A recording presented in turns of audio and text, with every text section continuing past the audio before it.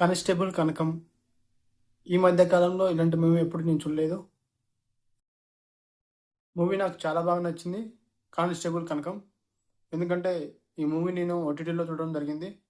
ఈ మూవీని నేను ఎక్కడ కూడా స్కిప్ చేయకుండా చూశాను ఓటీటీలో. ఈ మూవీ నాకు ఎక్కడ కూడా బోరింగ్ అయితే కొట్టలేదు. బోర్ అయితే కొట్టలేదు. మంచిగా ఇంట్రెస్టింగ్గా చూశాను మూవీని.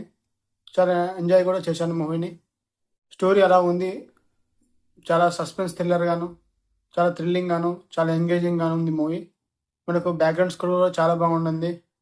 ఎందుకంటే ఒకప్పుడు నాకు విరూపాక్ష లాంటి అలాంటి ఎంగేజ్మెంట్ ఇచ్చింది మూవీ. ఈ మూవీని డైరెక్టర్ చాలా బాగా డైరెక్షన్ చేశాడు.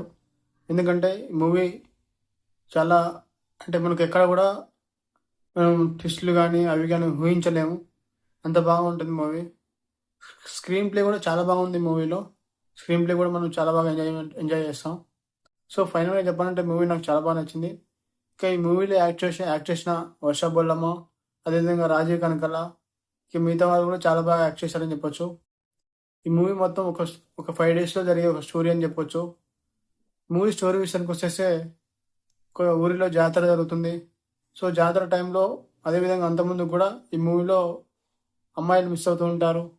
సో ఈ మిస్ అయిన అమ్మాయిల్ని వర్ష బొల్లమ్మ వాళ్ళని ఎలా కనిపెట్టింది, ఎవరు చేస్తారు అనే ఒక స్టోరీని వర్ష బొల్లమ్మ చాలా బాగా యాక్ట్ చేశారని చెప్పొచ్చు. ఇంకా మూవీలో వర్ష బొల్లమ్మ చాలా బాగా యాక్ట్ చేసింది. రాజీవ్ కనకల మెయిన్ రోల్లో చాలా బాగా యాక్ట్ చేశారు. సో థ్యాంక్ యూ అండి. లైక్ చేయండి, సబ్స్క్రైబ్ చేసుకోండి.